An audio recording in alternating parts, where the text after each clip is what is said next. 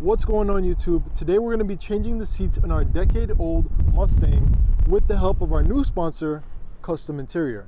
So if you guys have a Mustang or just an old car and you want to change the seats but don't want to pay new seat prices, stay tuned. Like and subscribe for more, and let's get into the video.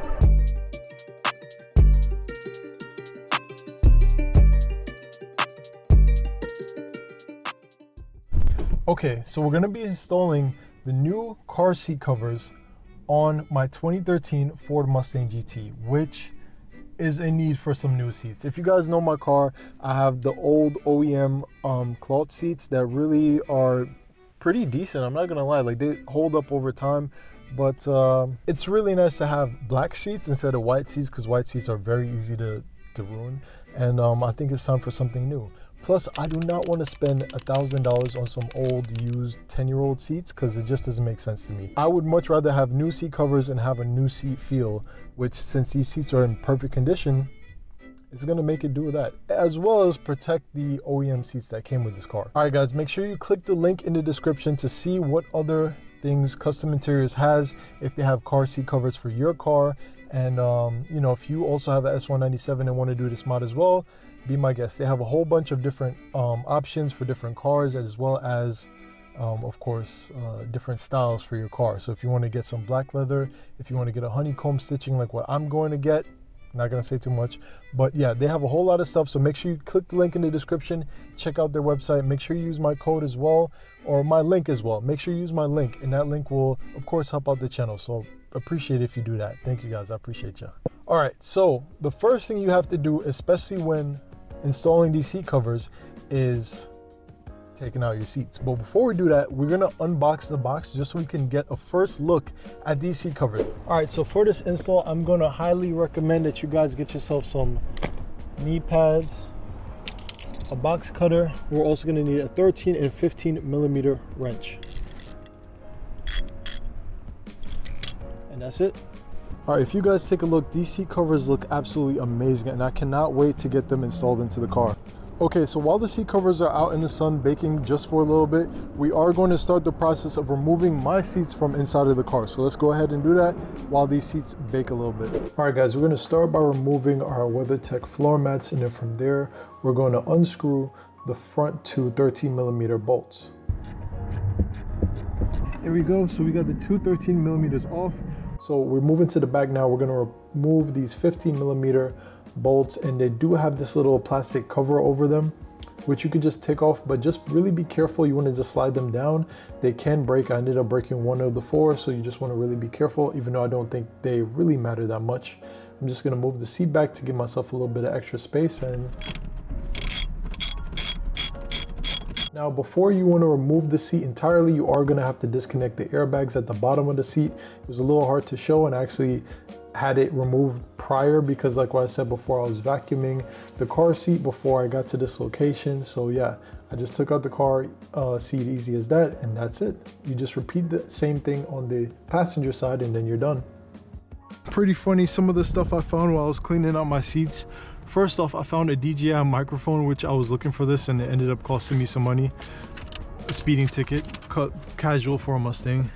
And the clutch spring we were looking for, or the clutch brace we were looking for, that we had to order one from SR Performance. Oh, and there you go. Just clean up some more of this gunk here, and remember to pay this ticket. The first thing you'll need to do is remove the headrest by pushing in both sides of the clip and then pulling the headrest up.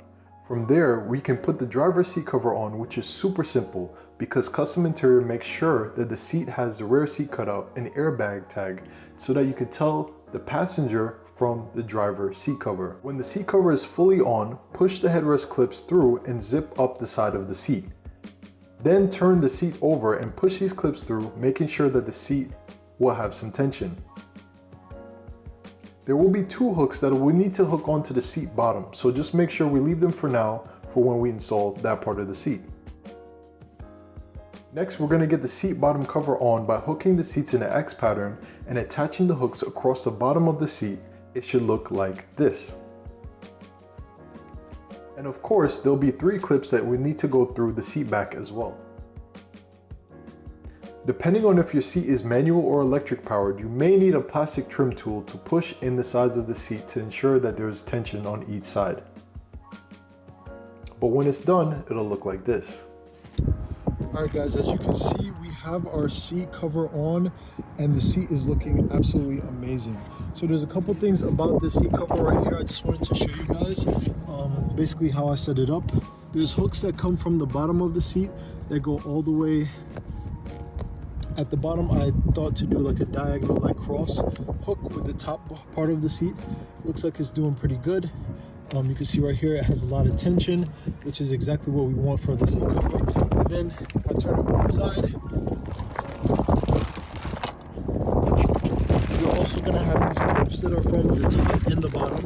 You need to have both of those in so it creates force down here as well. So as long as you have those, and then lastly, of course, make sure you zip up the zipper.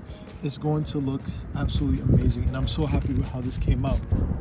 So get a glimpse of this. This looks absolutely amazing. Do you guys see this? It looks stock OEM, but beautiful black. I love black seats. I love this honeycomb stitching, and I love the white stripes it also has going on with it. So right now I'm going to install the back seats before I put these in the car again. Right now the sun is just beaming on them, so I wanted to continue doing that. I wanted to keep getting some melanin in the leather so it can, you know, kind of like stick to the seats a little bit better.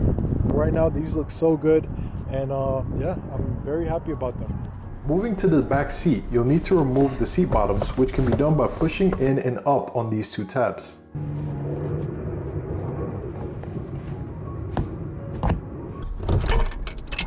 Oh God, that sounded expensive. Then we're gonna put the seat cover on and attach all the hooks and clips to the seat to make sure that they have some tension. Take a look. All right guys, so we just finished these parts right here, the rear seats, and we just finished the bottom part of the rear seats. You can see it's a little puffy right here, but it's not that bad. It just needs a little bit of heat. So if we turn it over, so I can show you guys what I did, there's a whole bunch of hooks and things that you have to clip in. As long as you make sure you do that, make sure there's some tension on it, it should be good. Make sure you don't miss these buckles that are in where the seat belts are supposed to be. I think they're supposed to create some tension in there, and all in all, it should look like this when you're about finished with it. So yeah, it's not that bad of an installation. I found the rear seats to be a lot easier and a lot more simple because it's one giant piece, as opposed to the two front seats, which are a lot more work to do, and you got to make sure they're on the right side and this and that. But here they are right here, and I think it looks so good. All right, so for the back part, you got to make sure that these pieces was holding on to it, like this Velcro, and then also you got to make sure that the hole for how to get to the back right here fits through that groove, so you know it lines up. And then finally, you just want to make sure everything is zippered up nice and clean. Now the only bad part about this is that it's gonna mean that you have to open out both of these tabs on the right, left and right, in order to get to the back, but I think it's a good compromise for how amazing these seats look. And now that the back and front seats are done, let's put everything back in the car and see the final product.